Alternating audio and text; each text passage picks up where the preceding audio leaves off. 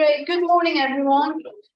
It's a pleasure to invite you to the second symposium this year at UCL IEDE, focusing on planetary and human health. As far as I know, just some housekeeping. As far as I know, there's no fire drill today, so please spend some time familiarizing yourselves with fire exits. So we're running a few minutes late, so yeah, I'm sorry for this delay. There were some technical glitches.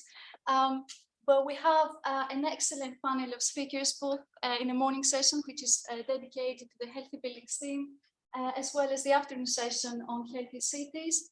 My name is Anna Mavrogianni. I'm based at UCL IEDE, and I will very briefly talk a little bit about the UCL IEDE portfolio before I hand over to my colleague, Dr. Geisha Hubner, who's going to chair the first session. So what UCL IEDE can do for you. So this is taken from our website.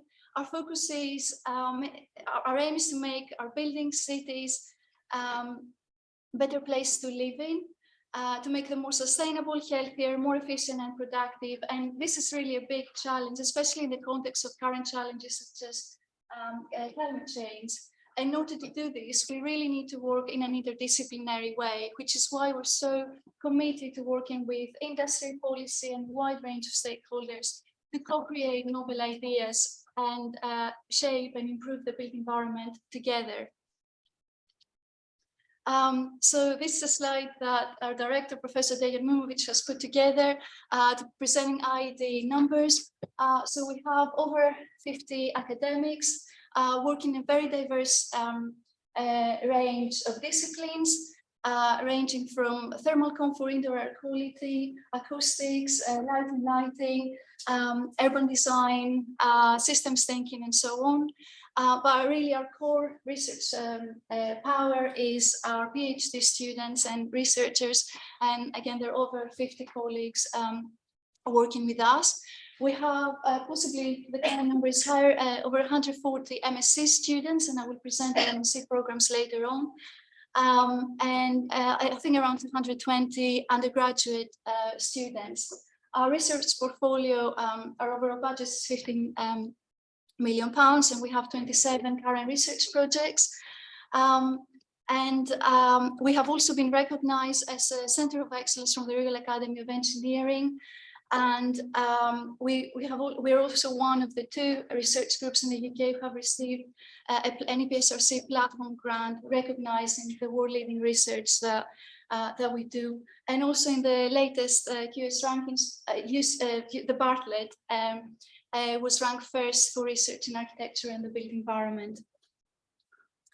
And this is IEDE in images. So these are facilities at here East, the Olympic Park, where we have a series of state-of-the-art environmental chambers that allow us to do this cutting-edge research. So we have acoustics lab, materials chambers, the sky simulator, and also environmental chambers that allow us, for example, to quantify the impact of air quality exposure on cognitive performance and other parameters. And so as I said, a very diverse range of disciplines represented. So we have 7 core research themes: light and lighting, acoustics and soundscapes, and this is quite, I believe, quite novel. And we have Jan later who's going to talk about soundscapes. Moisture, temperature, and air quality. I have the honor to lead this theme. Climate change, sustainability, and cities. Smart buildings and digital engineering, life cycle assessment and circular economy, energy use retrofit, net zero carbon.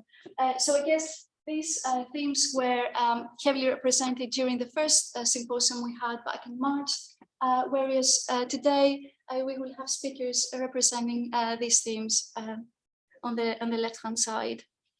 And on the teaching front, we have a number of MSc as well as undergraduate programs.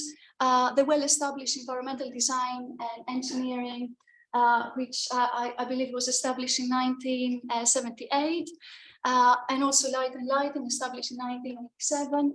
So these are long-running, very successful, very established programs. But more recently, we had the Smart Buildings and Digital Engineering and the Health and Wellbeing and Sustainable Buildings program, where director, and a really novel initiative, I believe, the MNG Engineering and Architecture Design collaboration with the School of Architecture, the Bartlett, and Civil Engineering, which indeed offers this interdisciplinary perspective into architecture engineering, bringing together engineering and more design-oriented approaches. And from September onwards, the BSc MN Sustainable Built Environments, Energy and Resources, so starting this September.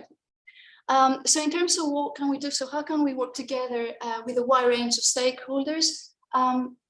So as I said earlier, we're very keen to work with the industry as well as policy. So all of these MSc programs have an industry advisory board, where colleagues from the industry offer really valuable input at different stages of the MSc program throughout the year. Quite often we have collaborations through MSc dissertations, where a topic or a case study building is proposed by the industry supervisor. We have industry-funded PhD studentships, so if you're interested in finding a PhD student, do approach me or another colleague and have a chat about this.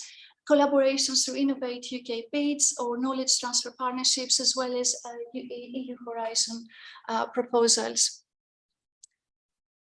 So please do keep in touch with us. This is our website, our Twitter account, and YouTube, where you can see a lot of the recordings of the events we had in the last few years, especially our Integrated Building Design webinar series. And this event will indeed be recorded and will become available on our YouTube channel shortly after. So without further ado, I would now like to invite Dr. Gesche Hübner.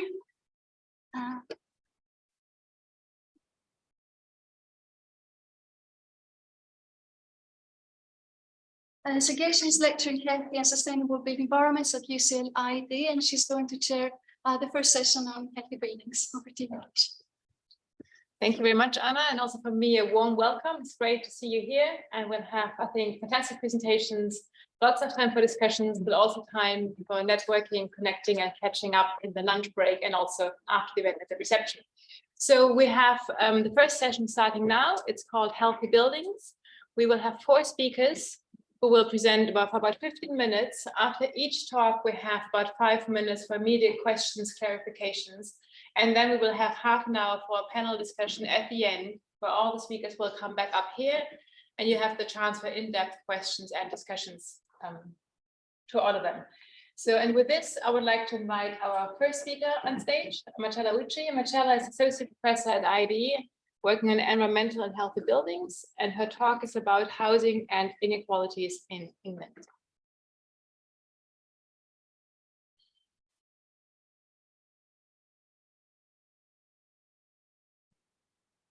Thank you, Gesche. Hello, everybody. So today I will be talking about housing and inequalities in England with a spotlight on children and families. So it's well established that housing is a determinant of health equity, and there are various factors affecting diverse health outcomes. So the bit of the diagram that I wanted to zoom in is this one regarding the 4 housing pillars. And in a way, Gesche a moment ago talked about healthy buildings. And perhaps this slide also challenges what we mean by buildings, because this framework argues that health inequalities and housing are related to housing conditions and quality. So those are the sort of things that were mentioned earlier by Anna, such as lighting, thermal, moisture, etc. But also other aspects such as housing affordability, residential stabilities, but also neighborhood factors. So it's impossible virtually to just stay at the building scale, and there's always a kind of bleed out towards other aspects. This diagram is taken by a book chapter that I wrote a little while ago entitled Future-Proofing Residential Environments for Children Wellbeing. And it argues that there are 3 components that need to be considered in relation to health of children and their families. One is physical hazards. So again, those factors that we often think of in terms of environmental design, such as temperature, damp, etc., or air quality, for example. On the other side, needs not met. So is there enough space for privacy, for learning, for play, but also if there are any special needs of the child or their families, are these met through the home environment? And finally, security and stability, which manifests itself through homelessness or temporary accommodation. And then these three lenses can overlap, for example, to give rise to aspects such as problems with overcrowding, clutter and dirt, etc. And of course, there are some drivers that impact on these, one being building design and occupants operation, but also outdoor conditions may drive internal temperature, housing market, so on and so forth. And so, as I said, it's not possible to just think about matters at the building scale. We also need to consider buildings as a physical and a social environment, and then how these interacts with aspects of the neighborhood, both physical and social environment. So having said this a little bit, I'll talk about a couple of projects that are nested within the Act Early project. This is a 5-year project, yet again, looking at how to reduce upstream determinants of health inequalities in children, particularly with a focus on the UK and areas with high levels of child poverty. The project is funded by the UK PRP and includes 2 test beds, that is Tower Hamlets in London and Bradford in Yorkshire, and it aims to identify a number of interventions that can then be tested to try and tackle upstream determinants of health inequalities on children. There are a number of themes. I am in the healthy places theme, particularly looking at housing. Then there is healthy learning, healthy livelihood, and there's been also an added theme called healthy food, I believe. And this is very much about whole system thinking and approaches to this. And it's led by Professor John Wright in Bradford and Professor Trevor Sheldon in Queen Mary University. So within that project, I'm going to discuss a mixed method study that was looking at the lived experience of parents living in areas of high child poverty, again in Tower Hamlets and Bradford, but particularly looking at these interactions between the home environment and the neighborhood environment, considering both the physical and the social aspects. So mixed method study, we recruited hard to reach families in Tower Hamlets and Bradford. This was done in summer, autumn 2021. So we were coming out of the lockdowns, but there were still more or less some lockdowns condition back then. There were 2 areas selected in each of these test beds, so for contrasting built environment aspects as well as social aspects. Parents were asked to join a 1-hour interview. They could, if they wanted, to provide pictures of their home or local area, and also they were asked to complete an online questionnaire to share details of demographics, but also, for example, their parental well-being aspects, etc. So we asked them to reflect with us, and or rather the interviewees, aspects to do with what in the home and the local area supported their child's well-being. And we worked in partnership with community organizations. So in Tower Hamlets, we worked with Bromley by Bow Centre, and in Bradford, we worked with Well Bradford. So they had community researchers reaching out to the parents and doing the interviews, sometimes in the family's preferred language. The qualitative analysis derived 10 themes, and I'm now summarizing these for ease. So some of the things were very much about overcrowding, so there wasn't enough space for privacy and for working, etc. The lack of maintenance sometimes also affected parents' perception of being in control and being empowered to do things. Most homes were rented, I should add. There was a lot of talk about how the antisocial behavior in the local area affected the enjoyment of, for example, parks or playgrounds, etc. But also how, for example, in Bradford, some of the homes did have gardens, but the gardens were not fully utilized by some families because there were antisocial behavior on the street, or some neighbors had dropped litter in their garden, etc. We also established how the local community played an important role in feeling supported, but some did feel excluded through the local community. And this diagram illustrates thematic clusters. One of these clusters was how the poor housing conditions rarely come in isolation. So more often than not, those families that reported, let's say, problem with disrepair were also experiencing problems with damp and mold, with overcrowding, with difficulties on getting the repairs done. And so it is that interaction of factors that needs to be considered.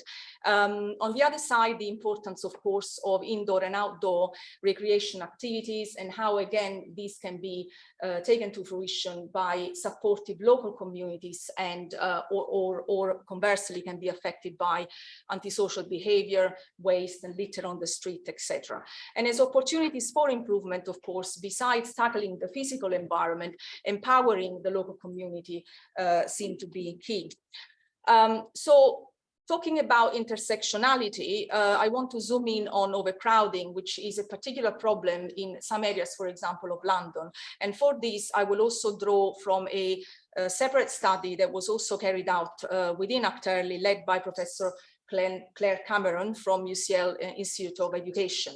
So this was a survey of parents with their children aged 0 to 4 or expectant parents, and it was done during COVID. So it was funded by the COVID Emergency Response Fund, and there were 2 successive waves, and in the waves various questions were asked, including about the home environment, the neighborhood environment, etc.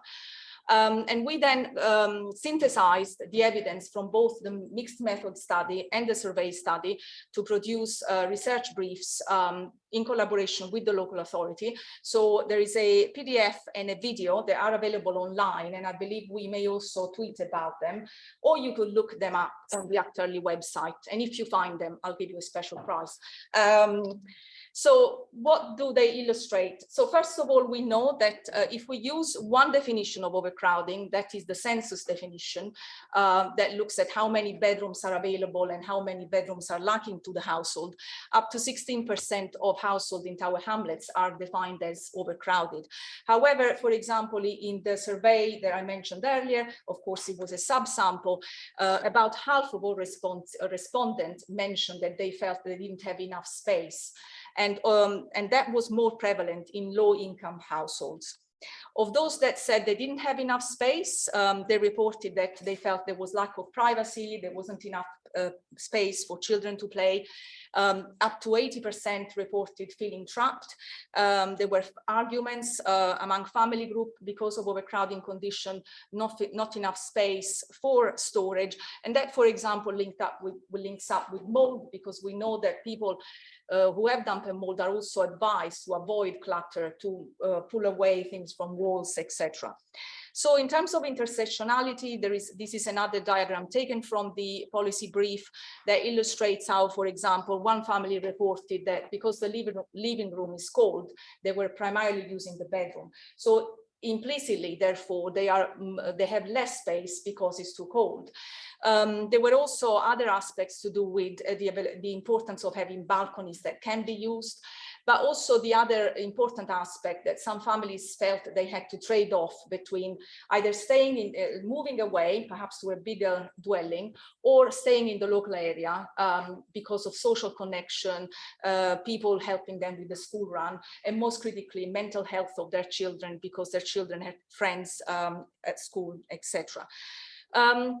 So slightly different project here, funded by the UCL Health of the Public, led by Jess Sheringham, UCL Applied Health Research.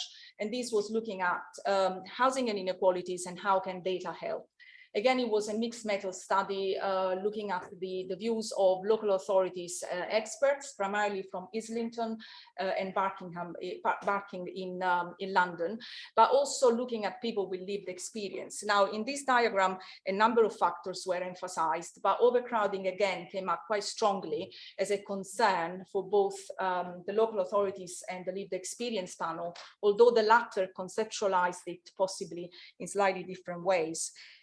So because of this importance of emerging overcrowding issues in London, where of course it's quite hard to build new homes, we're now doing some further work on these aspects. In particular, I'm collaborating with Dr. Sheringham on two projects. One is a realist review of overcrowding and effectiveness of overcrowding intervention.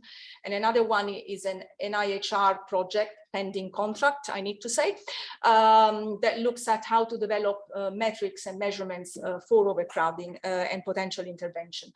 We're also carrying out further secondary data analysis on that survey that I mentioned, for example, understanding the correlation between objective measures of overcrowding and perception of overcrowding, as well as other aspects such as mold.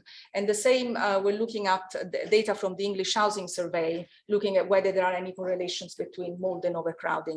And we're keeping on working on how can we maximize the impact of research findings through ongoing work via research briefs. Thank you.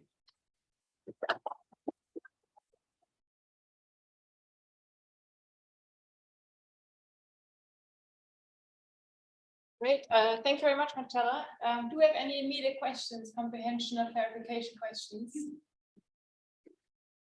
If not, that's actually excellent because it brings us back on time. And we have the next presentation. Thanks, Marcella. We're speaking so fast. Spot on. So yes, thanks, Marcella. And now I would like to welcome Hector Altamirano, who is Associate Professor at IEDE. And he will speak about decoding the clues, unveiling the message behind mold growth in buildings. It's a very intriguing title. Yeah, it is, no? It is. And I look forward to the presentation. Okay, thank you very much, Geiche. So mold, that is the title of this presentation. And the reason is, in the last couple of months, probably from October last year, mold has gained significant media attention. It has been in the television, reports from the government, and the radio, well, newspapers, etc., etc. And this growing presence of mold in the media has also increased the awareness of people. People is really concerned and they're trying to look for solutions, people, residents, and the public in general. And they're trying to look for solutions, for strategies, how to deal with mold in homes. Now, the reason of this media and the reason of this attention is the death of a little boy. He died in 2020. He was 2 years old and he was living in a house in Manchester contaminated with mold. So a coroner started an investigation and he found that actually the reason of his death was for a prolonged period of time living in these poor environmental conditions. Now, the housing provider actually said that the reason of that mold growing in that home was because of the lifestyle of this family. Okay, now this is completely wrong. Let me see how I can go to the next one. This is wrong, and actually lifestyle is not the reason of mold. Mold was growing in that house because of many other reasons. The death of this boy generated some sort of awareness in the government, and many initiatives have started. And I put here a report from the Housing Ombudsman, Spotlight on Damp and Mold, that actually referred to this, that mold is not necessarily a result of lifestyle. And actually, the good thing about this report is that it has generated a change in the way that we deal with mold, and especially from housing providers and landlords. And the most important thing is that there's now a zero tolerance against mold, but also it has changed the way in which housing providers deal with the problems and with tenants, which is with more respect and empathy. So mold is not new. Actually, this is a slide that I put every year to my students, and I actually have news from 2018, and probably there's before this. I mean, this was an idea that one of my colleagues gave me, but actually mold is not new. It has been in the news for many, many years.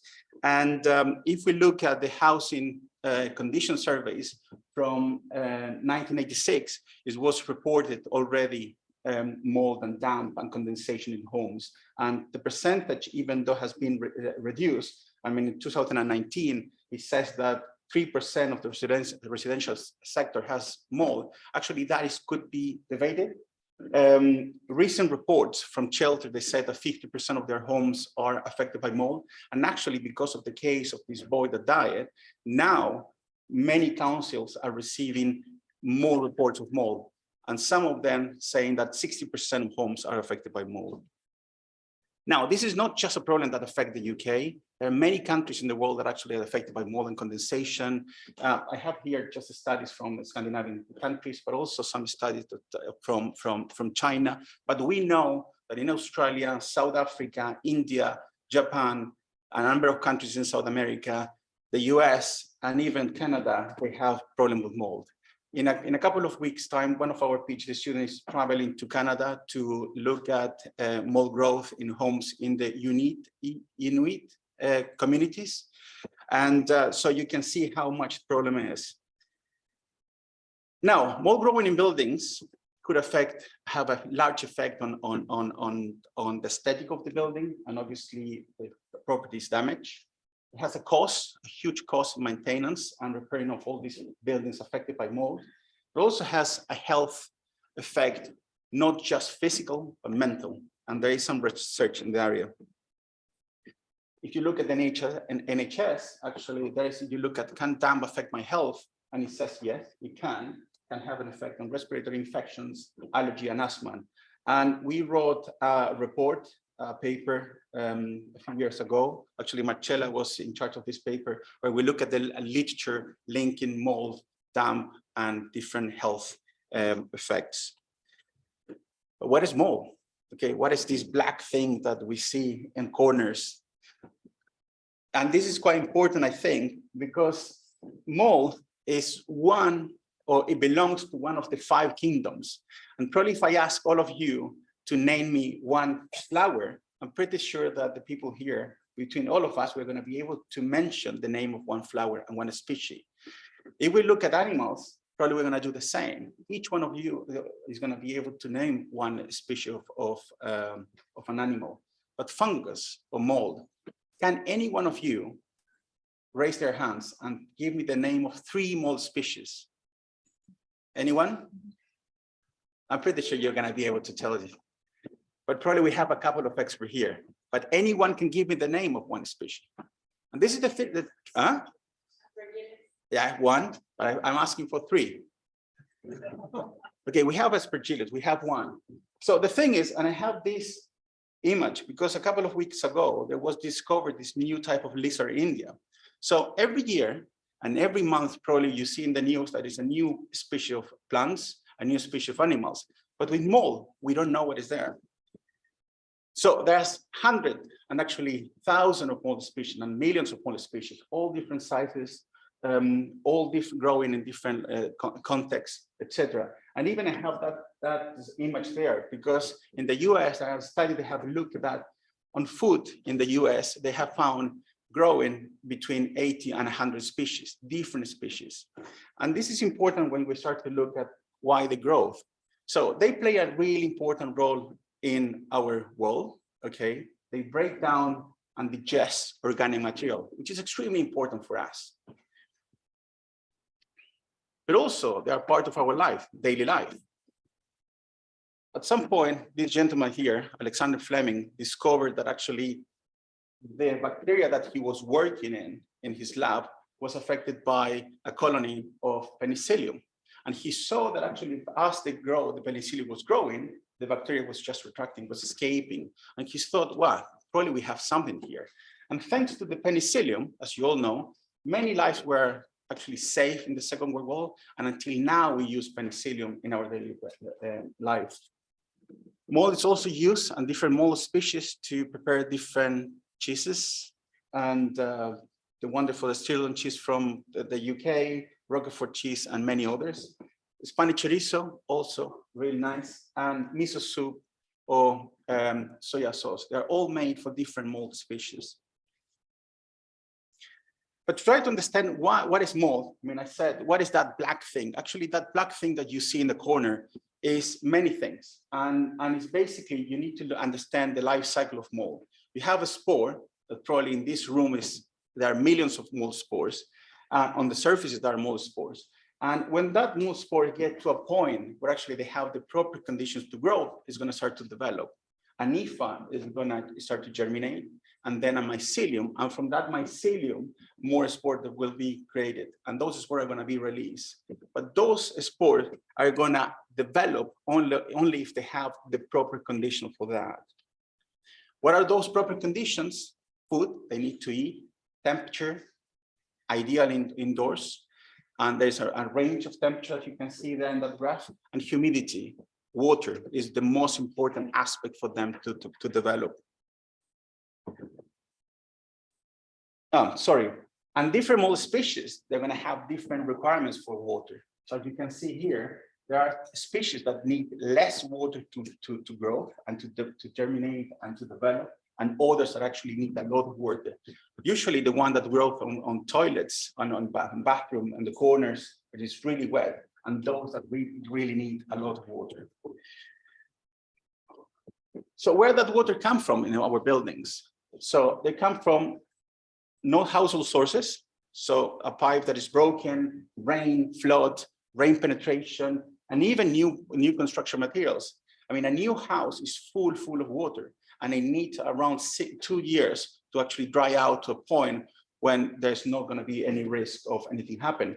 But also we have household sources. All of us, we all produce heat.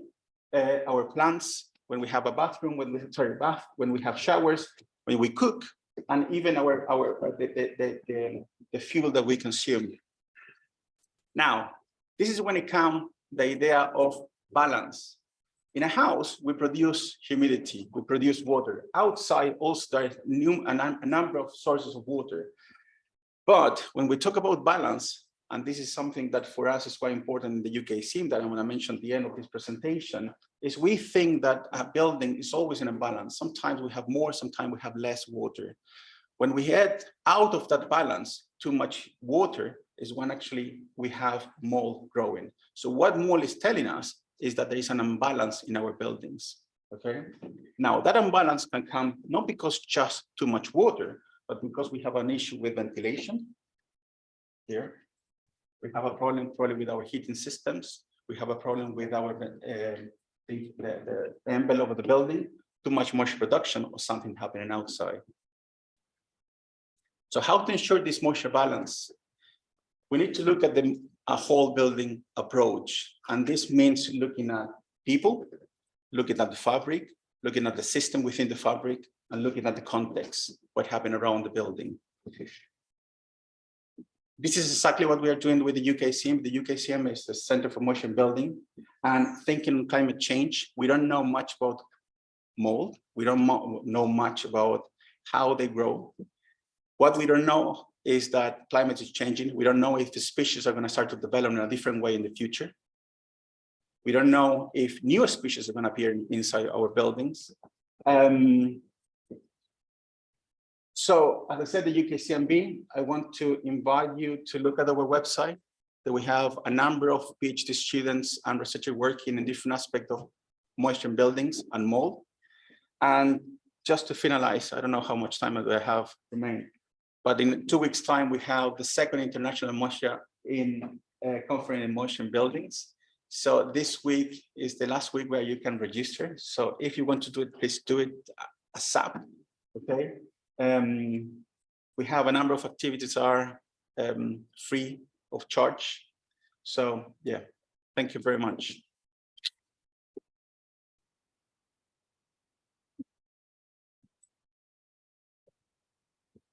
Well, it's great. Thank you, Hector. And I feel much better prepared for any pub quiz now that will ask me about types of fungus. So, and again, it's also such a pleasure to chair events with IEDE because my colleagues just stick to time. So we're actually a few minutes ahead of schedule. Are there any immediate questions, clarifications, or anything you'd like to ask Hector at this point? If not, I have a very quick question. Yes. So you showed EHS data that said like 3% of properties have issues with mold. And then you had EFOS data that I think said 27%, which is a huge difference. It's a massive difference. How do you explain this difference? I think it's the way in which at the moment data is being collected. Okay. There is not a standard method to collect data. So you have the English Housing Condition Surveys that they use every year. They use, or every time that they do the survey, they use a different methodologies. I mean, I delete there, but different years they have used different methods. And Shelter also do it in a different way. Okay. So there is a project that actually we are trying to get money from. We got money for this particular project, which is try to develop a method based on smells, on how to assess mold. We got the funding, but we couldn't find a student that was interested in the project. So yeah, we're trying to look at a method, proper method of assessing buildings. Okay. And may I ask a second quick question? So assuming this 27% is the correct number, that's basically a third of everybody. So just looking at everybody here, assuming like a third of us will have some issue with mold in our buildings, what would you tell them to do as the first step? I mean, the idea of the presentation is just to tell you that if mold is growing in your homes, it's because something is out of balance. And that is what we need to look at. So you should clean it, but why mold is growing there? So there's something that, so you need to first look at what is the problem. It is because too much moisture production. It is because you're not ventilating properly your homes. It is because probably the building envelope is is not thermally correct, or so yeah, there are many. So you need to look at the reason why it's growing. Okay. So thank you for the questions. Fantastic. Thank you very much. So we there is another question there. Yes. The board asks, yeah, I want to connect the last two thoughts, and particularly this is not lifestyle comment about Yes. because it seems to me, you know, we have to live in our buildings and we work collaboratively with our buildings, and to expect the building to do everything can be rather dangerous. It is. In And the views on how to, sorry, I couldn't. I don't think the building should do everything. I mean, I believe that actually. Not lifestyle comment in previous talk. Yes. Came out beyond, because I don't think you can completely separate. No, you can. I completely agree. The problem at the moment with housing providers and landlords is that until now, it has been always the reason of mold is people. And people live in poor conditions. So you have landlords that they haven't really fixed their heating system, the landlords that they haven't really fixed ventilation systems, and the properties are quite poor from a efficiency point of view. So if you are living in a really poor home, it's likely that you're going to have mold, even if you take care of your lifestyle. So, but you're right. I mean, there is a combination of stuff. We produce too much moisture, but if you are living in a poor conditioned house, it's likely that something's going to happen.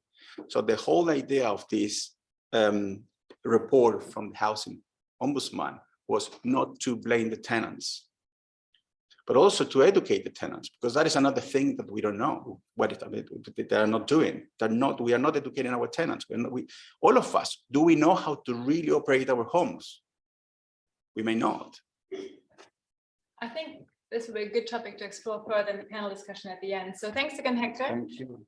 And I would now like to ask our third speaker to come up here, Jonathan, who is Professor of Acoustics and Soundscape here at IEDE, and he will talk about acoustic environments in healthcare facilities. Thanks, Geshe, for the introduction.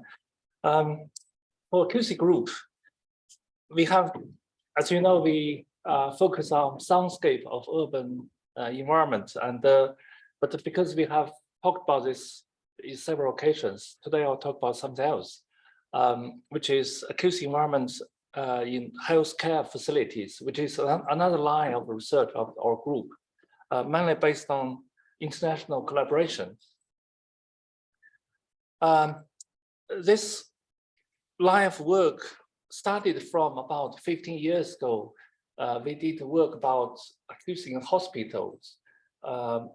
whether good sound environment will help patient to recover quickly or quicker, therefore save NHS money. Then afterwards, we kind of influenced the UK regulation about healthcare sound environment standard, and then some years later, this got another line of fruit in China. So in recent 3-4 years, we had a lot of collaboration with Chinese colleagues, some of my former students and some other colleagues. So today I'll talk about this collaborative work in recent 3-4 years on acoustic of healthcare facilities. And this includes what is sound environment in healthcare facilities and what's acoustic minding, and the effect of sound in terms of psychological and physiological side, and acoustic intervention, what we can do about it. And beyond acoustics, how can we integrate acoustic into other aspects and also towards standard. I'll talk about several or series of studies, but for each one, I'll very briefly just say what it is rather than go to too much details. Firstly, sound environment. So this is typical care homes in China, and they're quite big normally, and normally there are smaller rooms for people to stay, and also very big activity halls. So much of work is concentrated on activity halls, what kind of sound should be there. Otherwise, could be, if you don't design it well, could be very noisy and messy. So first step was we made a lot of measurements there and see how loud it is, how sound distributed, and what's the reverberation time, and also sound level, and also speech intelligibility. This is kind of distribution. And also, we look at what kind of sound are there. For example, activity sound, speech sound, mechanical sound, background music, and also people's evaluation, how loud it is, and how intelligible it is, and what's the preference degree. So that's the first step. We kind of work out the acoustic environment there. And another second step was about what kind of acoustic environment actually people want for care facilities. Do they require similar environment as us, as other kind of group of people, or different? So for this work, we surveyed a range of care facilities and asked people what sound do you want and what sound do you not want. And this is overall results. So you can see that sound level, and that's water sound, bird sound, and ocean wave, a different kind of sound to be added. You can see when that's a proportion of demanding. So when sound level is increased, people don't want it anymore. But when sound level is not that high, like 50 dB, 50 dB is about something like on back row, what you hear, that kind of level. Many people do want this kind of natural sound. That's kind of overall picture. It's not like natural sound is good, depending on how loud. And these are detailed results. And also very much depending on what do they do. So this is what do they want to add. For example, table tennis, if they play table tennis, that's a very common activity for care homes in China. Maybe you don't see it in the UK, but very common. And the Chinese chess and cards, games, and other kind of activities. And you can see, for example, bird sound is kind of demanding in table tennis, but not that much. Music is needed for table tennis, but not some other activity. For example, Chinese chess, you don't need music, and certainly not birds. And what do you want get rid of, and yeah, sorry, the color is different. People talking, when you play table tennis, you don't want people talking, and I wouldn't go to too much detail, but what you can see is for different activities, there are quite clear demanding of different sound, what you want, what you not want. And what's the effect of sound? Because it's collaborative work with China, so I thought maybe I should have one slide in Chinese. So this is about pleasant and arousal and annoying, quietness, and this is different sound, piano, water sounds, bird sound. You can see different sound have different, quite different effect on people's, this is again, activity space.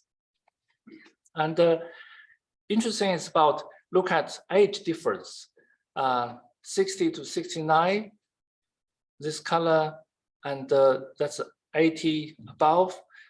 So for different age groups, the demanding is quite different. Even we think those are older people, but the different, even 10 years older, the demand is quite different. But between different gender, it's almost the same. So that's kind of always the case.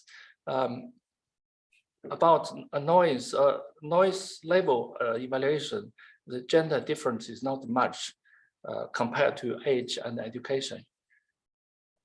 And that's another set of study about this kind of activity halls. It's very big. Look, this is the size, and about with different sound, like with music, without music, what's people's overall evaluation. You can see this big difference, and also as for different aspects, pleasant, arousal, and dominance with two sounds.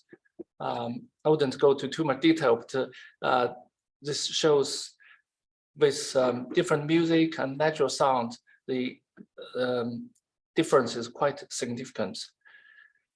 So those are more physiological, psychological aspect, and also we studied physiological side. This is based on VR, and we asked people to have VR and create a different scenery and also play different sound, and see whether the heart rate, recovery rate, and the skin conductivity will change with different kind of sound, like ambient sound, mechanical, artificial, music sound.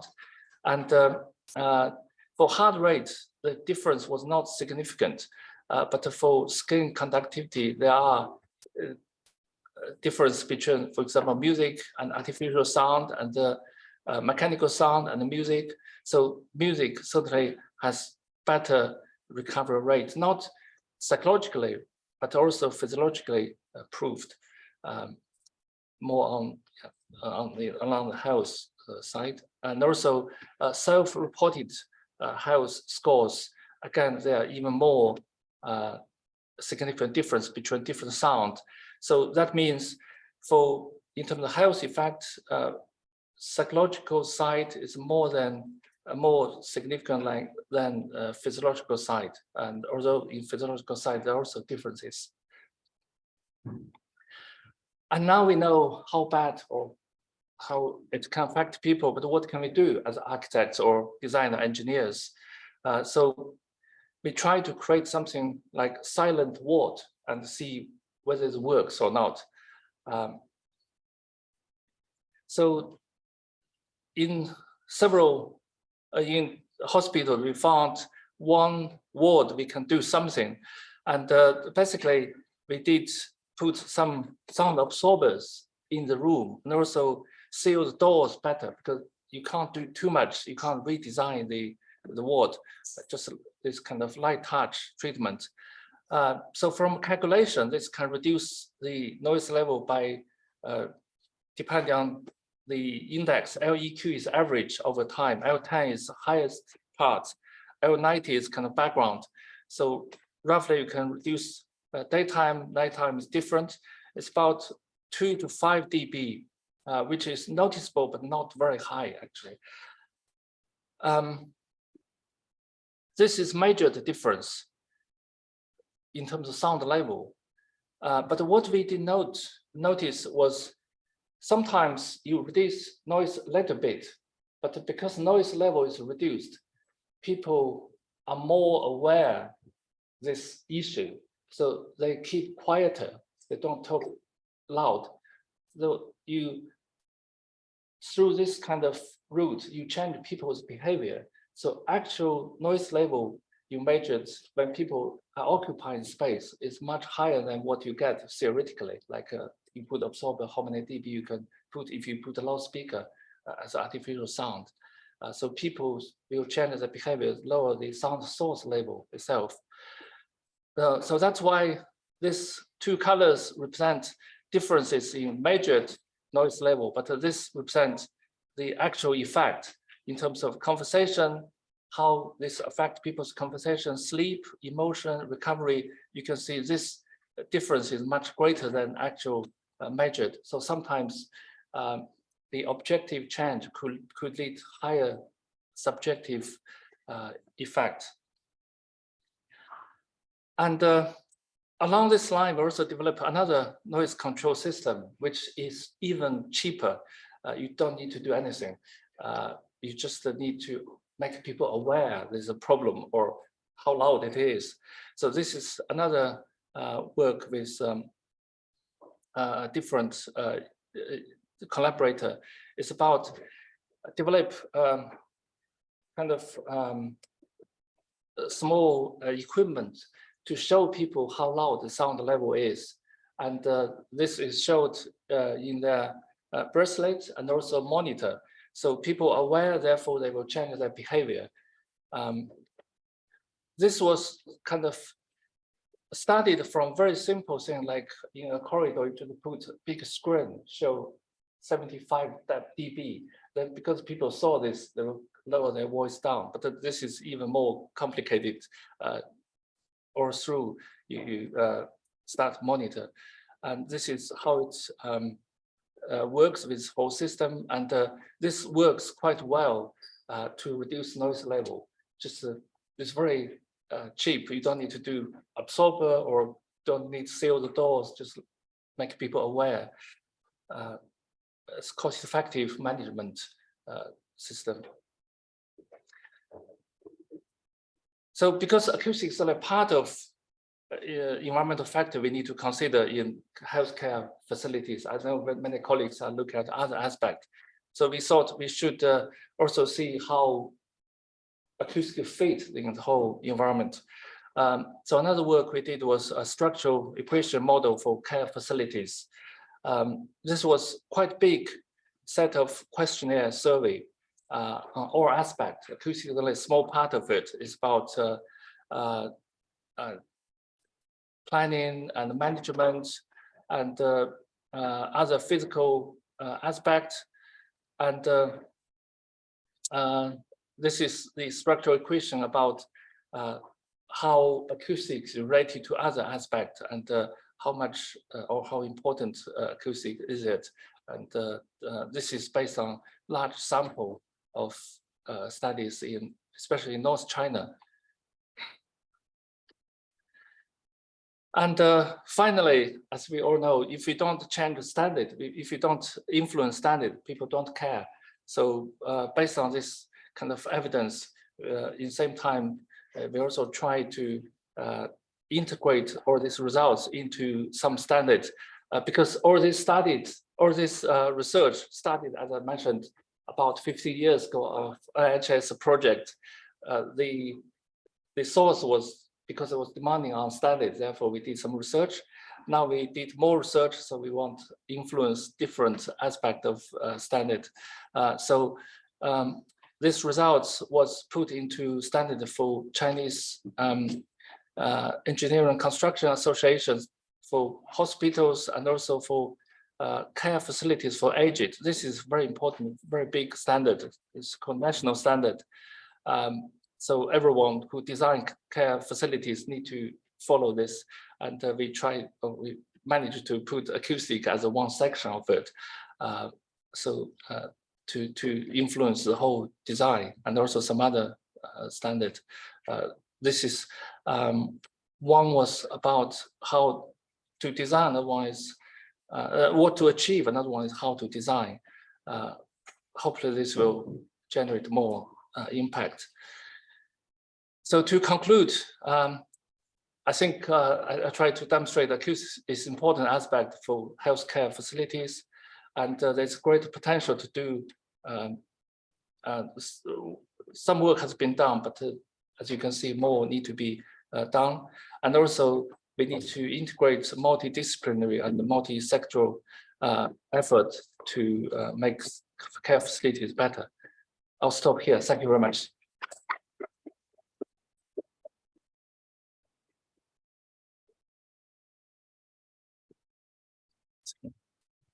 Great, thank you very much. Do we have any immediate questions? Yeah.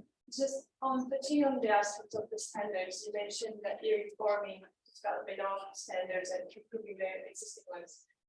But have you, as part of the research or from your conclusions, is there a need for actual standards for operating the buildings in ways that drive quieter spaces? Yeah, of course. Yeah. Very important. This standard is a design standard, but I think, yeah, that's a good point. Yeah. Not yet, but I think according to what we researched, that's very important. Yeah, very good point. Yeah.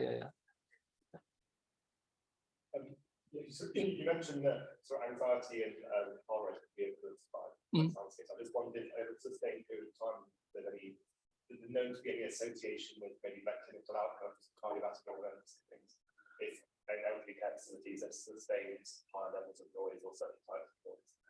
Yeah, that's something we really want to find out, but need a very long time, and that's always a very difficult problem for acoustic researchers to have long-term monitoring. I hope with big data, this could be possible, but we haven't done research on long-term one yet. Thanks.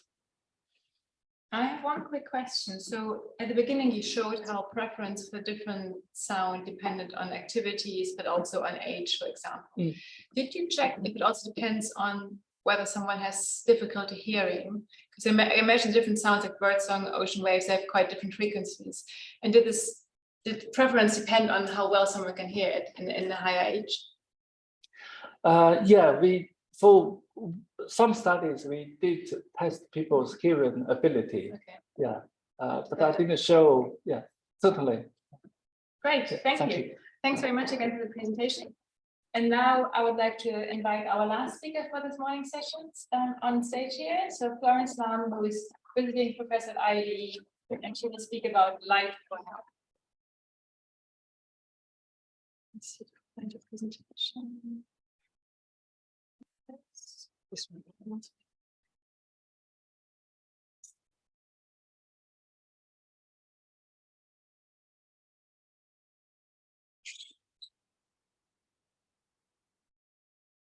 So good morning, good afternoon, and I'm a lighting practitioner, more than a researcher. So the flavor of my talk could be quite different, but what I would like to share is how as a practitioner, we also engage very much into applied research, and a lot of time we collaborate with academia as well, because we're very aware as lighting practitioners, our work do impact people and the environment. So as our collective future, it's being challenged by the widening of the health inequalities that's been touched on by the previous speakers just now, but also the climate and the nature crisis we are seeing. It requires a recognition that a healthy economy is only possible as part of, but totally nested in within a healthy society, but also a healthy planet as well. With the growing urbanization, the urban environment is a main driver for many of these challenges, with lighting responsible for roughly 15% of the global power consumption, but also 5% of the worldwide greenhouse gas emissions. And we need a paradigm shift in a way how we approach design. Sustainable design focuses on reducing harm, yet we must do more. Whatever the industry we work in, our mindsets, research and practices, products, services, infrastructure, and policy shape our world now and in the future generations to come. Therefore, for all these must shift from degenerative to regenerative. So what I mean by regenerative design, it means taking a holistic approach in which human-made built environment, built systems are designed to coexist and co-evolve over time with the natural systems that we are dependent on and part of, and as a result, ensuring the long-term health of both the planet and humans and humanity. So for the purpose of this symposium, I'm planning to touch on 3 principles that lighting can play a role in moving us towards a regenerative future. So to safeguard the long-term health of people, place, and planet, it is critical to apply this holistic humanity-centric principles across all urban scales and consider the plausible but also possible future outcomes that we want. In a regenerative future, we would envisage buildings being designed with a focus on the material efficiency, but also circularity as well, and designed based on nature-friendly and innovative techniques, utilizing maybe biophilic design approach, but also indigenous knowledge, whether if we're retrofitting and repurposing probably will become the more priority than designing new. And we would envision our neighborhoods and streets being lively, inclusive, maybe car independent and mixed use. And what we mean by regenerative cities are cities that are circular. So the planning process are actually inclusive, participatory, but also keep evolving as well. And we need to consider difference of different users group, as you heard earlier with the 2 talks, that how we need to involve peoples and communities to promote equitable access to spaces.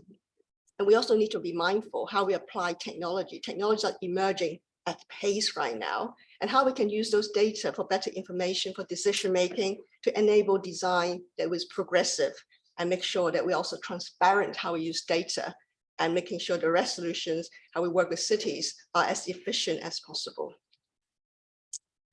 So for lighting to be truly designed for people, planet, and Arab has been exploring this as 3 principles, areas of focus: the circular design approach, human vector, and also designing with nature. Just on the circular lighting itself, transitioning to net zero carbon not only is about operation, the energy consumption, but also is the whole life cycle embodied carbon that we need to measure how we're designing now, because that is the only way how we can track, how we can improve going forward in the future. So how we adopt this circular economy also means as designer in the built environment, something more to think about and how we approach lighting design to building. So we came up with this kind of the diagram, with the outer circle being how as a designer we need to reflect on approaching design, how we make design, how we use design, how those materials get returned to use as well. But the inner circle is probably more of what we can control of as designer, and what I would like to sort of explore more from a research perspective is the why, because fundamentally lighting are designed for people and need to meet the needs of the visual as well as the non-visual needs of people. And how we design lighting for building will have a great impact of whether the circularity actually makes sense. So do the right things for people as a start. So fundamentally, not to forget that a critical lighting design consideration, we must just get right first when we design. But then what are the unknown? What we need to sort of learn more about. So in 2019, we actually carried out a research study in our London office.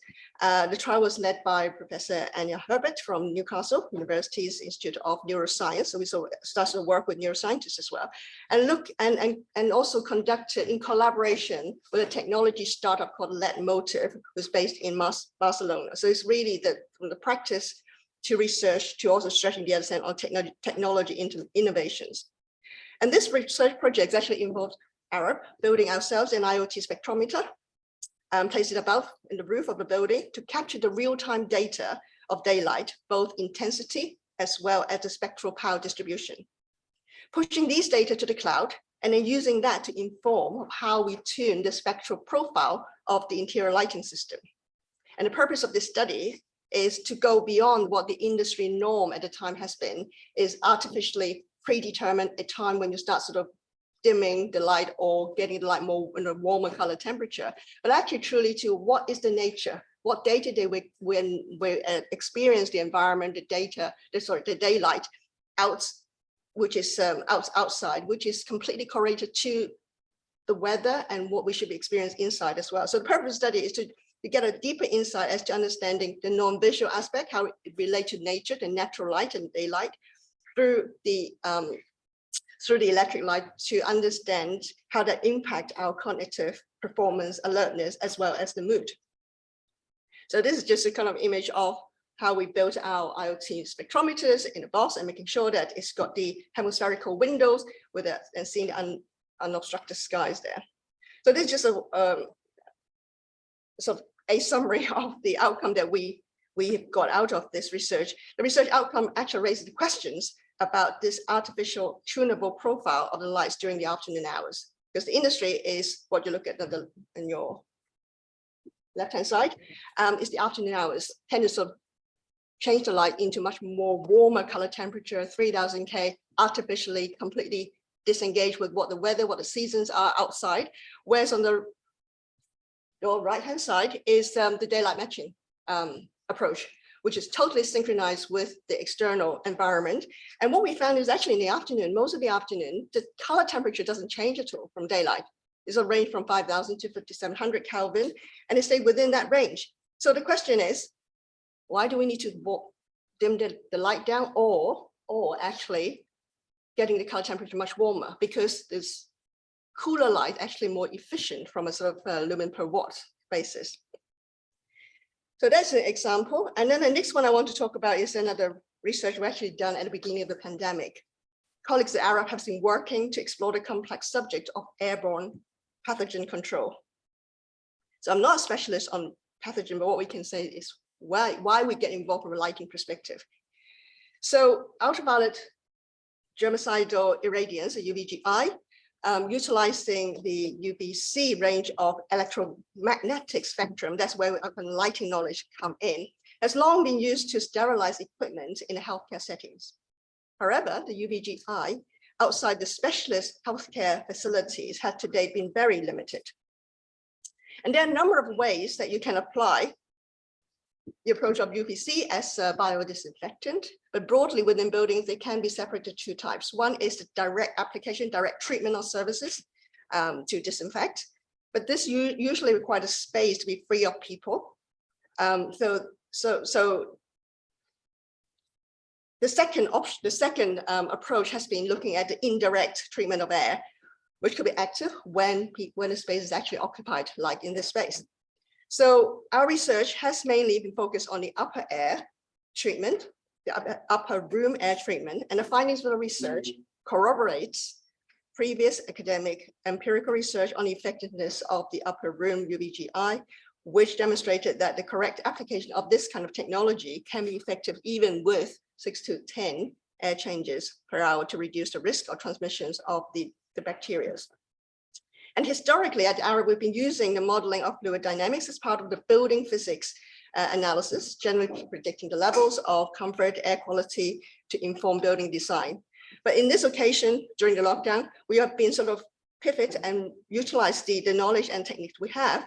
And our building physicist colleagues has been looking at how we can use those modeling as skills to help develop ways to design shields to protect people, in particular those that have to sort of work with the medical workers that have to work closely with patients in the hospital, design those shields, and so how to capture and avoid the transmission of the disease.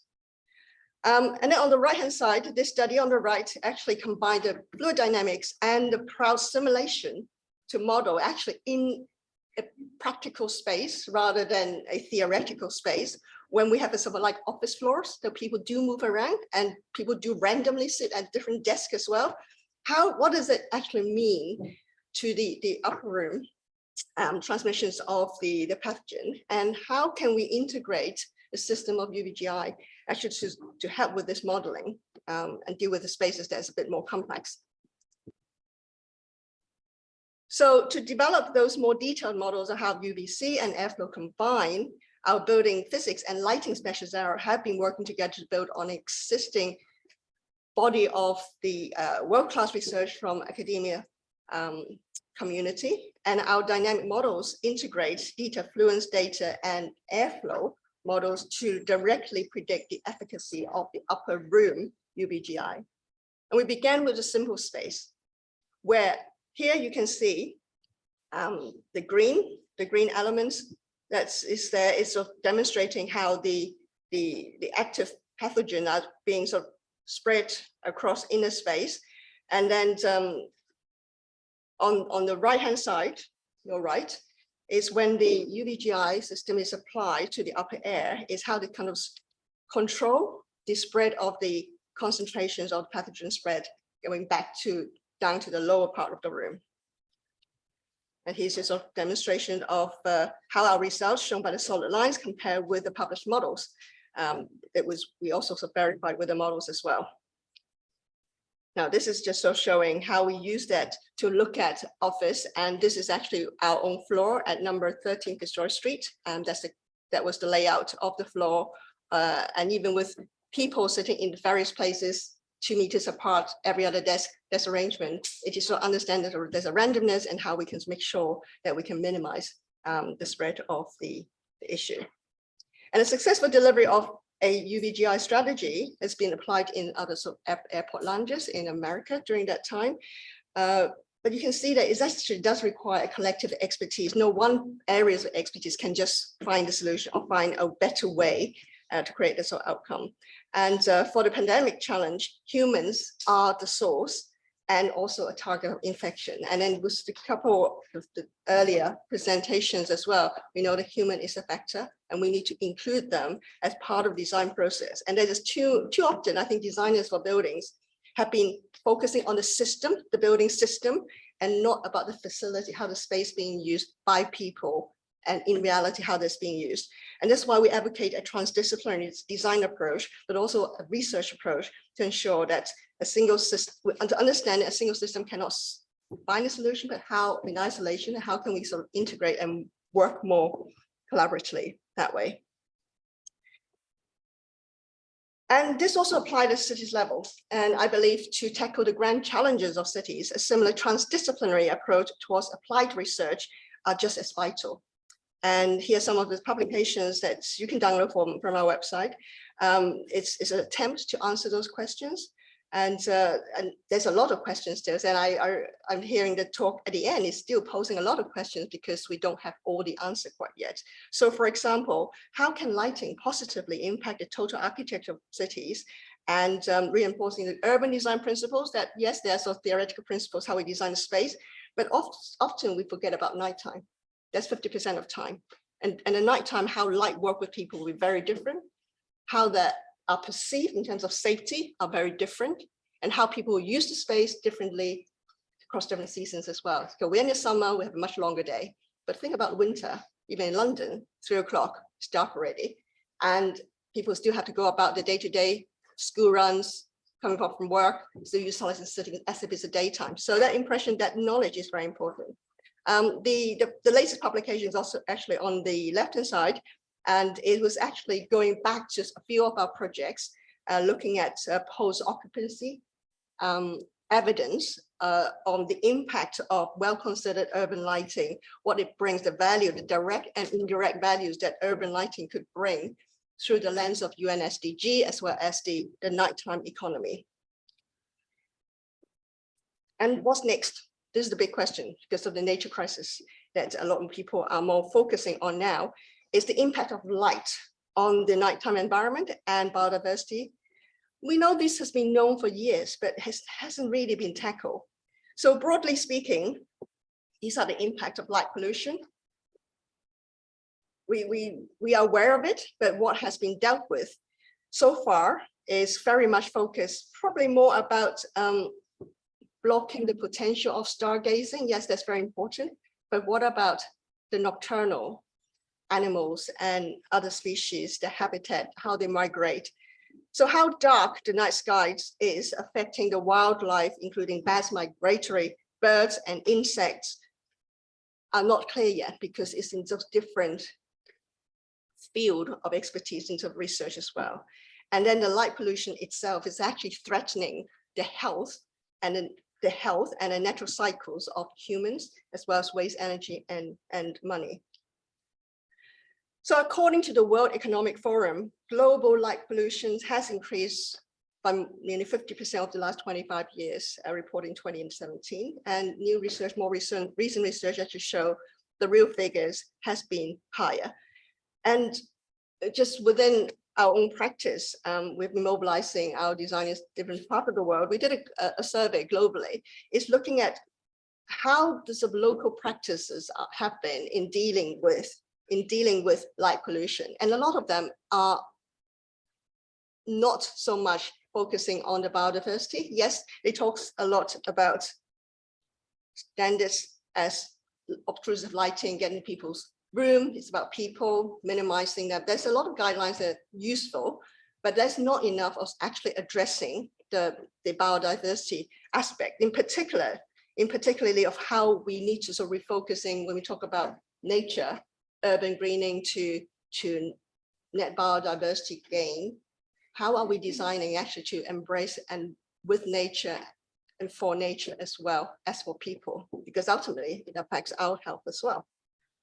And currently some of the best global practice that we found is probably the more recent, the Response for Outdoor Lighting at Night manifesto. That is actually outlining some core principles for design purpose. But the key things to note is, yeah, that's designers can deal with that. But what is important to understand is there's still a lot of unknowns.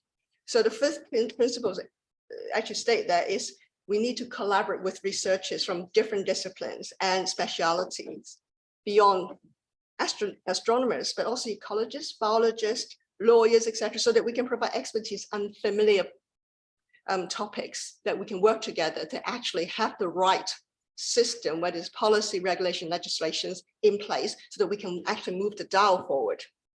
And meanwhile, we can only do our best in a way of maybe if ecologists see a certain development that could imply lighting that's spilling into outdoor area that affect whether it's species in the water or in the air, how can we collaborate with lighting designer? And same as the other way around. We can sort of try to work through, but we do need a transdisciplinary, research-led, evidence-based approach to design and towards design. And as designer, we're shifting our practice dealing with light pollution in a certain numerical way based on what the standards might have said. But where I've got the red text here is actually there need to be a lot more understanding, a better understanding, the valuable nocturnal space and habitat, and how we need to identify those kind of key pathways where you have sensitive habitat there are, and also establishing maybe there's a biodiversity sensitive priority zone that we need to work with. But what are we talking about in terms of biodiversity? Is it insect, is it bird, is it bat?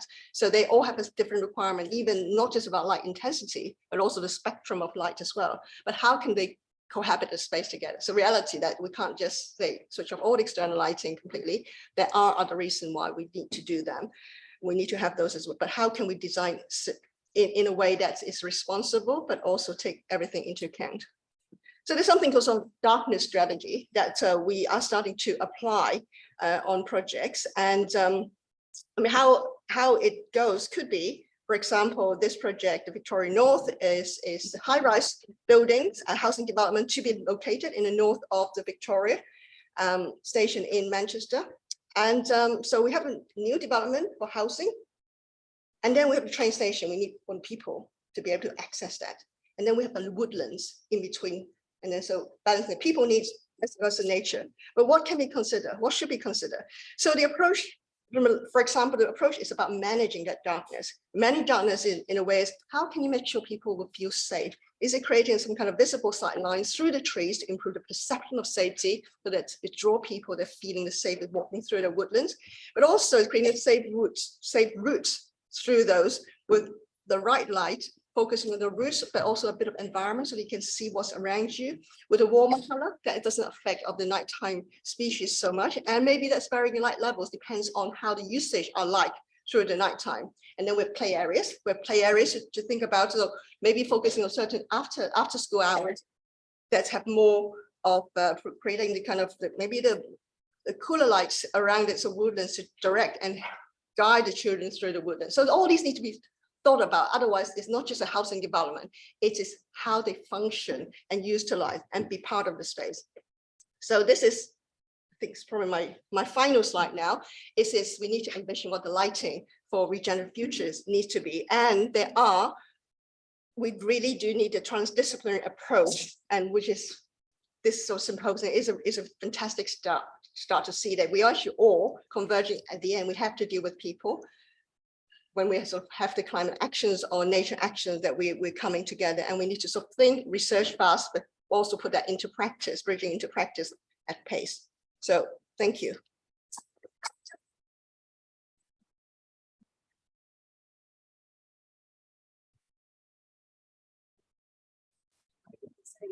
Thank you so much for the presentation, and it's great to get the focus of not just on human health, but we also speak about animal and the wider life kingdom around us and their health and well-being as well. So I would like to ask all speakers to come up here for our panel discussion. So we have about half an hour now before it's lunch. We'll have 2 microphones that can go around. I think the acoustics work okay, but for those back rows, we do have microphones that will come to you.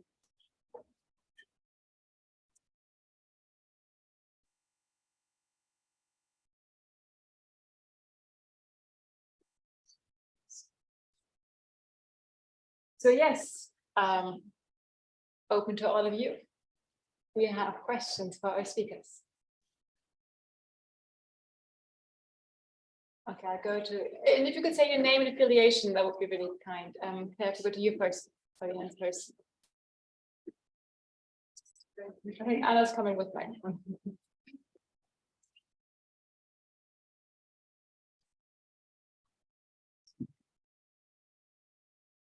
Thanks very much for this talk. So I've got a question for governance about the lighting. It might not be relevant, but something that we look at is reducing heat in cities through potentially through reflective materials. And something that gets highlighted is particularly in America, they have cool pavements so that more reflective surfaces basically. And one of the potential drawbacks apparently is the reflection of physical light. And it kind of blinds drivers and so on in theory, but I don't really know how much this is true. And I was just wondering if you could shed any light or something about that. Yeah, so there's 2 things I want to comment. It's about glare for people, whether they're walking around or driving around, or in the train drivers as well. That is an issue that has been dealt with as city neighborhood as well. There have been cases like in London, there's a walkie-talkie tower that's got a concave facade, concave light, so that is an issue. If we are going to apply white reflective surfaces, I would suggest it's probably more of the work that they've done in Mexico is the cool roof, use the roof.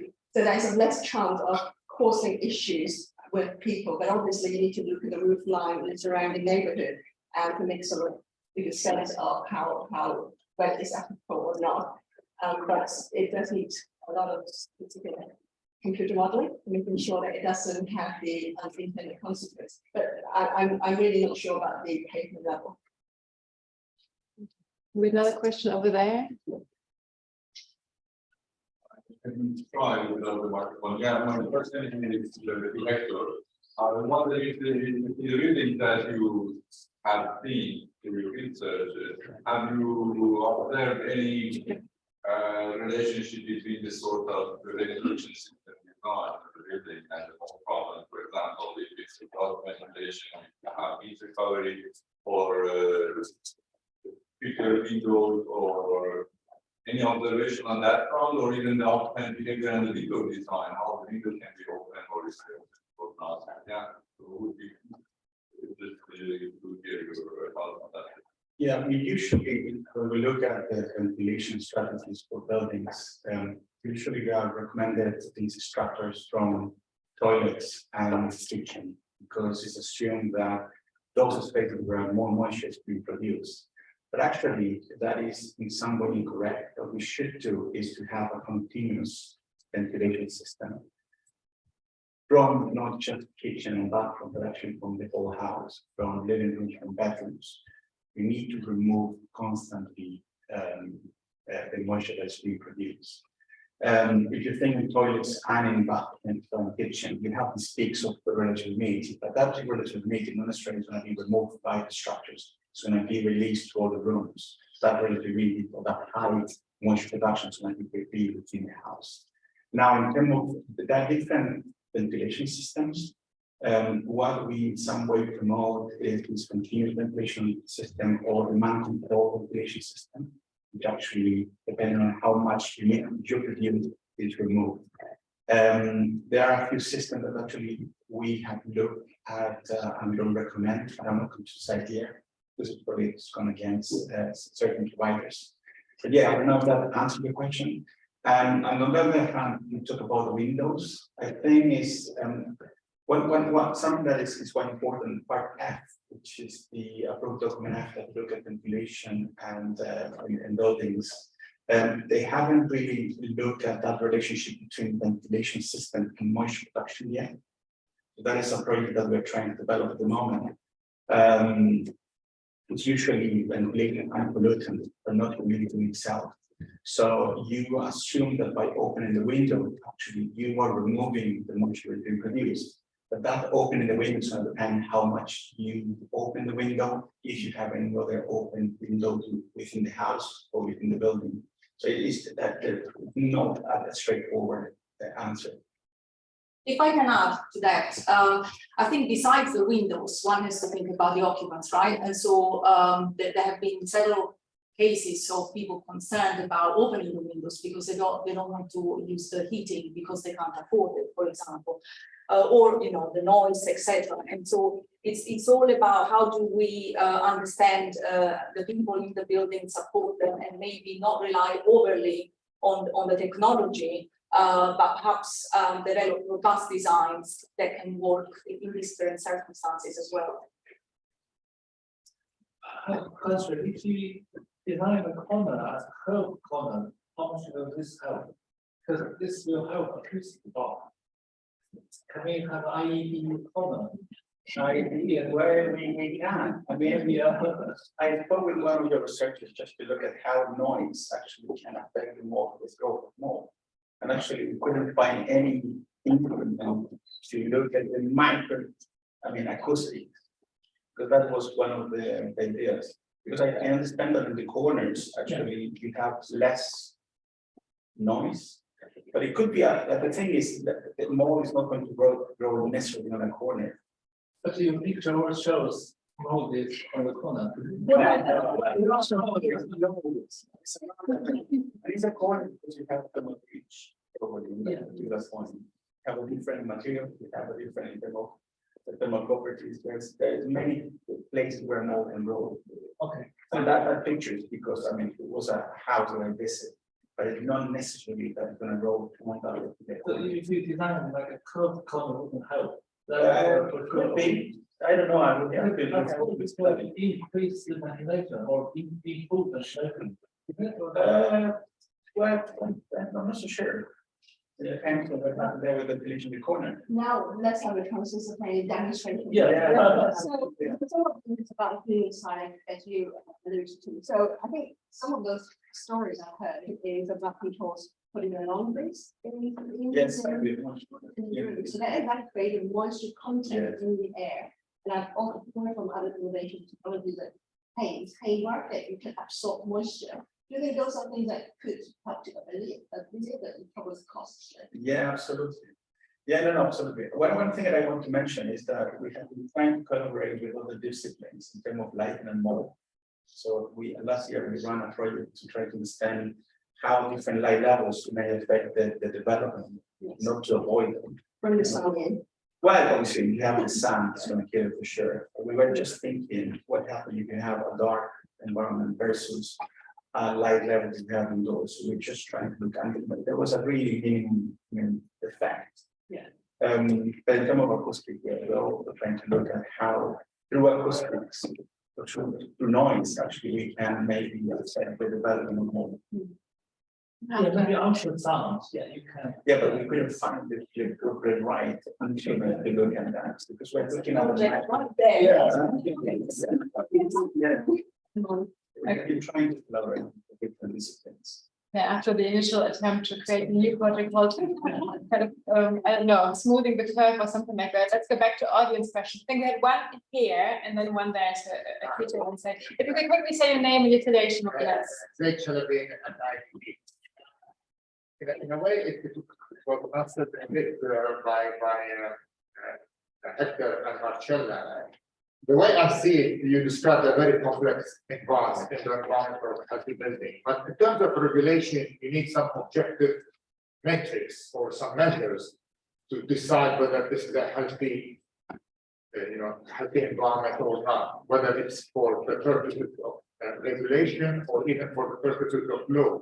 So how do you go about this? I mean, in your answer, Hector, you gave a very complex situation. What the condition should be to sort of have to have more.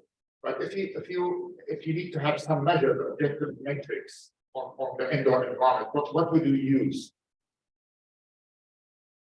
Okay, well, we have the part F, which actually tried to look at ventilation, and it recommends level of humidity on surfaces and air. Okay, that is something that is being used. From other regulations in terms of energy efficiency, we have also the regulation that actually really look at that. I will have to just try to remember all the regulations. You can put there. I mean, I think part is a cop-out because it's sorry, but I mean it sets out how much ventilation rates you need, and then it tells you for some pollutants what are the pollutant thresholds that you should aim for. But there is nowhere else in the regulation, not part there necessarily, but somewhere that says you need to control the source, and I'm talking about pollutants here.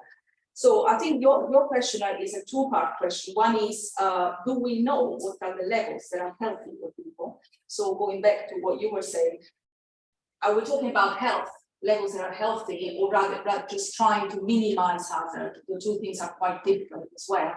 And then the second point is, how do you design a regulation or a policy that enforces that works for the designers, that works for commissioning, that works for the testing on the ground, and all of that.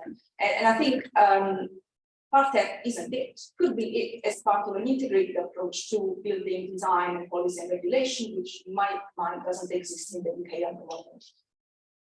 Hector, do you want to come back into that one as well? No, I completely agree with Marcella. Yeah, I was just focusing on the static regulation. That's true. I mean, there's nothing that actually can tell you specifically how to provide a healthy environment from a regulation. I'm going to have to go. I'm going to go back to mold again. Sorry.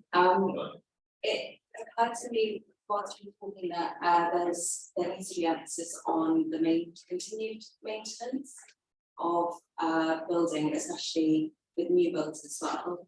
And I wonder if you have any examples of where, design strategies integrate the maintenance, so like the education to the residents, etc. So I don't have any example, okay, but at the moment I think there's been a shift on what we're doing. At the moment we're creating training materials. Housing providers and landlords, they are having to create their own level for tenants. So there's a lot of education because there is a lot that we don't know, and that was the purpose of the presentations, just to realize that there's a lot that we don't know. Good examples. I mean, I have a few good examples of housings where I have been a trustee or a landlord, but actually I have been trying to educate the people that arrive from this housing association. And it works. It works in some way, trying to tell the people that actually there is a risk that mold may develop if they behave in a particular way. But it's also trying to understand our buildings, and that is quite important. And the fact of if more appearance in point. Did I answer your question? Can I just add a point? Because about educating is almost a people, it's the problem, people are the problem. But perhaps policy and legislation could help to make sure of when the landlord offer those spaces for multiple tenants, etc. Actually, it's a minimum, you need to have a window in every single room. I just think that there's something more to be done rather than people or the people's living in those environments are at fault. Of course, there's some education to be done and about their own sort of things, but there are people, particularly some of the marginalized groups that probably don't have voices, and how can we help them and ensure that it's not going to be a long-term problem for those as well. But this has been achieved at the moment in the country and the government and some relationship that have been forced.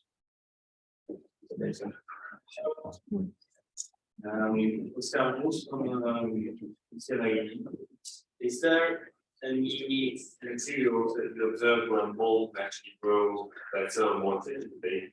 And also I have questions about whether low levels of mold in the air are actually positive for the health. Is there any evidence about research looking at points?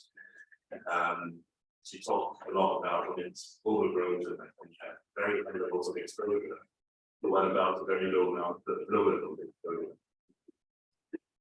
I haven't seen any research that look at low levels of exposure, but at the moment we have a PhD student, Spiros, who is trying to standardize and benchmark normal levels of mold in buildings. This is with the purpose of interventions. So if you have a moldy home, and then you go and you do an intervention to repair the house, then how do you know that actually the building has been put to a standard that is not of concern? And that is the study that you can look at Spiros is doing another one, which is benchmarking overall on normal level to move the building. So hi, everyone, so Miranda, IEDE. I have a question that is a little bit for everyone. So in the research I'm doing, the reality that I'm currently seeing is that issues like quality or crowding are often tackled via regeneration that can go through demolition, which from what I've heard, well, could last 25, 30 years, leading to noise and dust. And you mentioned not opening the windows, so less ventilation, so more than mold, eventually reinforcing the idea of going via regeneration because the quality of buildings then gets worse and worse. So how do we act in such a situation? What is the strategy, let's say, an alternative strategy? An alternative strategy to what? Regeneration, you mean? Or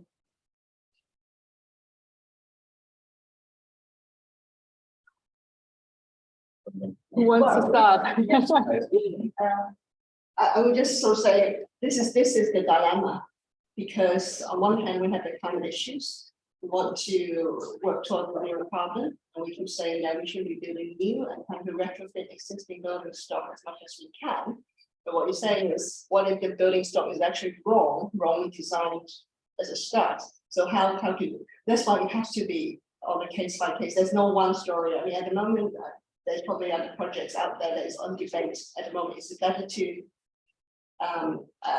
demolish the building and rebuild something better or something else? And then also the function of buildings have changed. There are a lot of, I would say, unused commercial spaces in a city. But what do you do with it? Do we just demolish because they're not right? But or whether they can be meaningfully converted, retrofitted into housing that will solve issues and problems. But we need proper design, because just blindly converting a very deep plan office space into housing means you're already building into rooms, spaces that is probably not well ventilated naturally, but you need to start putting mechanism, mechanical means to do ventilation. So it is not kind of one size fits all to answer your question, but I think you need to be really serious to look at and how to balance that, the just transition with all the climate change as well. That's what it overall help for the people. So maybe I can add from acoustic viewpoints. So firstly, we need to check whether it's possible to keep it or not. If your building is say 2 meters from the road with tracks, half the road, and then it's impossible. You can't keep it, whatever you do. So that's threshold. And if you don't pass the threshold, maybe we can think about also cost-effective way of doing it. And there's research about how much each dB costs. Research shows every dB increase will decrease the house value by 0.6%. Then we can do the cost-effective analysis if it's below the threshold. So maybe we can do it from a acoustic viewpoint. That's what we normally approach, and see whether it's threshold, then do cost-effective analysis. Yeah, maybe to add, I mean, I wouldn't say let's not do regeneration on the basis of the generated by generation project. If so, we should use low polluting technologies, approaches to try and do so. So as anything, is how do you balance all of these things? In some cases, overall, there's a benefit from regeneration. Other times, we may find that the benefit is largely financial, which in itself is not a bad thing, but it can have an impact on local communities. So how do you support that? That's still a big mindset question. Yeah, different town and country planning association. Just picking up on I think Marcella said that if you take building regulations as a whole, they don't add up to a system that creates healthy homes. The TPK, I think, agrees with that. We're campaigning for a Healthy Homes Act because we think every new home that's created should be a home that supports the health of its residents. And any support that any of you might be able to give us would be great. It's on our website. If you look at the TCPA's website, we search for healthy homes. We've got lots of information and we're currently for exactly what we're talking about. Could you tell us at what stage is the act at the moment? I last time I heard it was being debated. Is that it's in the first capacity switch phase as part of the levelling up of the generation bill, which is going through and so that really raised awareness that building regulations on their own aren't enough to create healthy homes. And some of the homes, particularly through permitted developments that are being created, where office blocks are being flats without going through the planning system, are particularly bad. But some of the homes being created through the conventional planning system are also not very good at all. So the debate has helped to raise awareness of those. But the government is responding by saying that they think that there are enough regulations and that nothing needs to change, which we disagree with. So I thought I'd raise awareness. If I may, I'd also like to ask Laura's question. You showed some interesting publications which you said go against what you're trying to do. And one of the things that we come across is the guidance around designing out which the police forces around the country implement. And they often seem to suggest that everything should be floodlit. So if you just have floodlighting everywhere, there'd be no crime, which is a really crude way of thinking about things. But they do have lots of clout. They're not designers, they're not lighting experts, but because they're the police and they say if you put floodlighting here, there'll be no crime. They're taken very seriously. And I just wondered whether in your work you had an experience of children persuading people differently, raising awareness of the rollout manifesto which you highlighted.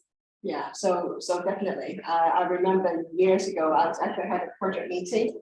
I have a police with a gun coming to the meeting as well to say that I need my light. I said, no, it's wrong light.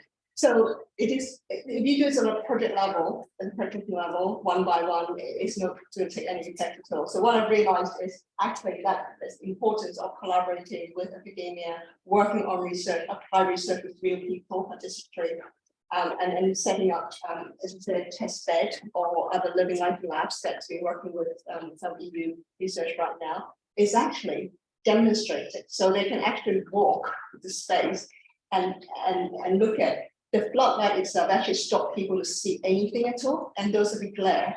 And it's not about the light levels. And actually the poor lighting through floodlights give people impression that this is a place where criminals are. So it's totally different. And if the space is designed much more much more considered, and there has been research backing on that. People start enjoying hanging around those spaces, eyes on the street. You feel safe because people are looking at you. And that's come from the kind of lived experience angle to look at it. It's not just a light level or number or something. So those are kind of, I wouldn't say the campaign, but the lighting community, the lighting industry are really working together in whatever serious influence they have, is trying to make that case really, really clear. And so it's work in progress. So I'm glad that you take that point up as well. So in your realm, I'm sure you would be able to challenge those kind of discussions. Thank you. Another question, this one here. Hi, time specific. So what do you think regarding with, you know, the prevention of mold with building materials compared to the traditional building materials per hectare? That's a good question. I mean, I would say that hemp could be a good solution, but obviously depending how you are designing. And what I would like to do is to invite you, if you can, to our lab at the moment, because we're running, and Valentina is running a project at the moment on the hemp, and we are, I don't know, you're part of the project? Yeah, I work for, I've done a business with my husband, we're sort of quite a tech company, but we are working within the construction industry to try and make massive changes. So it's been a very, very eventful 2 years of, you know, it's a hard sector to be in, but it's about spreading the way, trying to make us build the fabric first approach. I think that's, you know, the way we're going at the moment. Doing well. Yeah, so I would like to invite you to the lab. Yeah, in theories. We are running, actually, we just started a couple of weeks ago with the experiment. So Valentina in Chinese, she's in charge of the project, and she's doing this project with people from the valley. I don't know who it's. Yeah, exactly. So please go. There's yeah. Hi, thank you for your talks. My name is Alexander, junior doctor by training and master's health. I just wondered, obviously, working in hospitals, I would wonder what the environment that we create is that's healing and conducive to healing in our patients. So often the wards are very light, at night, there are lots of alarms going on, very noisy, even NHS hospitals have moles, they're called loops. So I just wondered if you were involved in any research or aware of any research, especially given that the government's saying they're going to build these hospitals, which would take a pinch of salt, but with all that going on, I wanted to be aware or involved in research as to how to make hospital environments more conducive to healing for our patients. But I mean, I can start. The acoustic research in hospital started from a previous research by a Spanish scientist. He discovered if there's a better view, then the patient will recover quicker. I think that's a well-known study. That's why we studied acoustic research and want to find out if there's better acoustics, less noise, will patients recover better. So I think certainly better field environment will help patients to recover quicker. From at least from landscape and soundscape viewpoint, from landscape. Well, lighting, huge events of lighting research. Look at healing in hospital, and that's for sure. And a few years ago, we actually did a literature review looking specifically about daylight for hospital design. And since it's not Florence Nightingale Day, we know that sunlight is very important and useful for healing process. But the more recent, when I say more recent, is the link with the circadian, the making sure the patient would have a good environment for them to recover in hospital. There's a lot of research been looking at that. And one angle that we actually took is actually beyond patient is the medical worker. Where the nurses that have to go night shift, that are very different circadian, and then they're immersed into an environment in hospital that is like that could impact their health as well, because for their well-being, it also means patient well-being. And so this is one of another good examples how this interdependency on the various systems is not just one type of humans, people in the space, is how they also support each other in that sense. So there's a daylight, there's electric lighting, support of that. And there's the other also research that look at not just within the healthcare facility, but health is much broader. It's a prevention of health, it's health and well-being with borders and in the community. So there's some studies in communities for housing.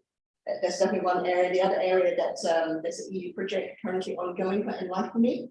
That was specifically looking at the health and well-being for aging populations and linking indoor as well as outdoor environment of how these sort of aging populated elderly actually experience and how that can be improved as well. Not just a physical health, but psychological, but also the how they interact socially with each other and help with the mental aspect of it. So positive health with light, just huge amount, but it's how we can bring those knowledge into practice is the challenge. And the standards, I would say doesn't work the standard, but it's imperfect, and people sometimes just lean back on that and said, this is all it asks, don't do anything more, but actually you need to catch up, otherwise the stick is not there, and trying to implement those steps before people knowledge that we know from research. It's actually very challenging. Maybe just to add, I just went to a conference last week and they showed that really nice trial where they showed that if patients in hospitals had some aspect of control in their room, they had much better outcomes. So I think they simply tested if you gave people windows that they were actually able to open. So this was associated with much better outcomes. And there are other pockets in the Barclay where they also look at healthcare and health effects. And I can have a chat in the break, maybe personal games. I think we have maybe time for one more quick question, if there is one. And those on the side, it's quite hard to see you. So if you have a question, please like stand up and wave so we can see you. Are there any questions left? Two, one there. It was a bit of a maybe. Thank you. That's amazing. Just wondering, what you said is really nice and totally agree.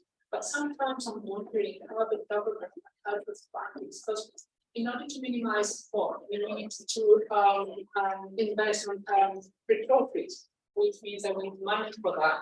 In order to have healthy buildings, we need to invest, for example, in mechanical systems for ventilation if we are like in the middle of living in a city. So how the government or how we can find those funds in order to help people to improve their buildings to you know me, all of us to live in healthy buildings.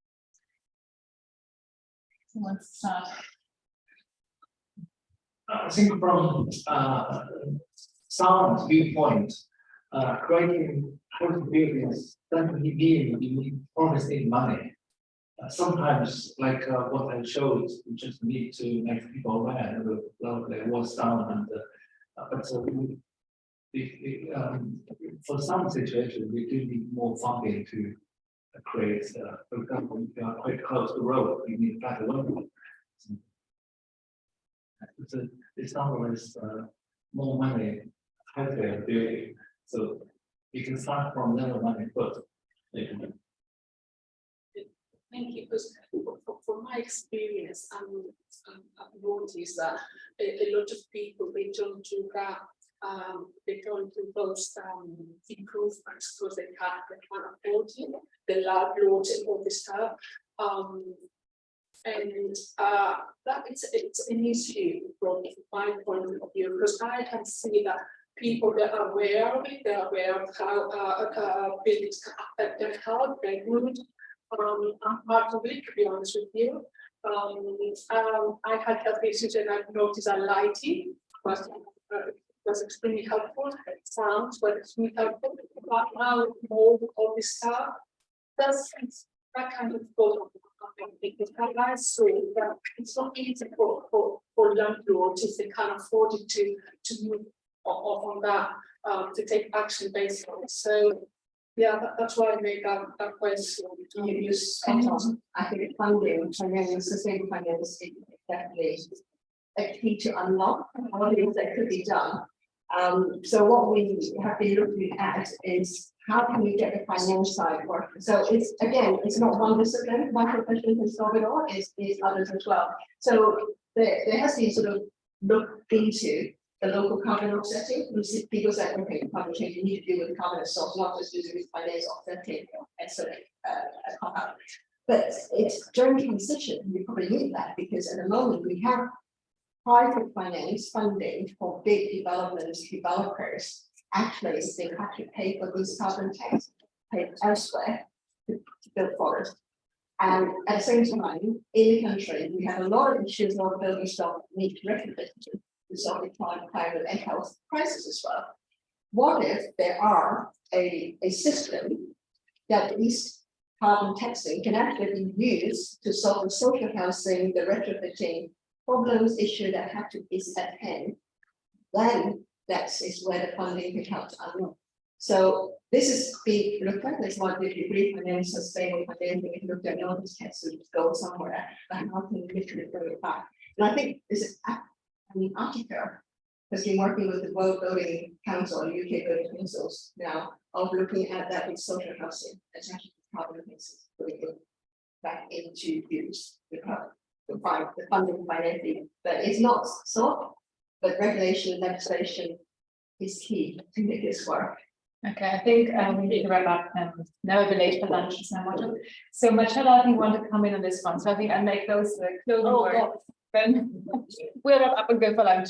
Well, I think to go back to your point, I think that the finance is one thing, but my impression is that at the moment that there is an understanding or impression from the government that there are schemes in place. For example, energy efficiency grants are there, and in theory one could benefit from them and perhaps travel more. But what is lacking is an overall understanding of what is the size of the problem, how do you look at it as a system from a finance perspective, from a social perspective, etc. So what I would advocate that there should be a housing commission. Well, I'm talking about housing, but of course, others are talking about housing, but for housing, a housing commission that develops a coordinated strategy that looks at across all government departments and agendas to understand how can we improve housing for the people of Britain, of course. And let me as Prime Minister. Excellent. Let's end on this note. So thank you so much for speakers for I think a great discussion, great thoughts. And then now we have 1 hour for lunch. It's downstairs in the South Coast. If you don't know where it is, just follow one of us just downstairs. You will see it, and we'll continue 2 o'clock with the next session.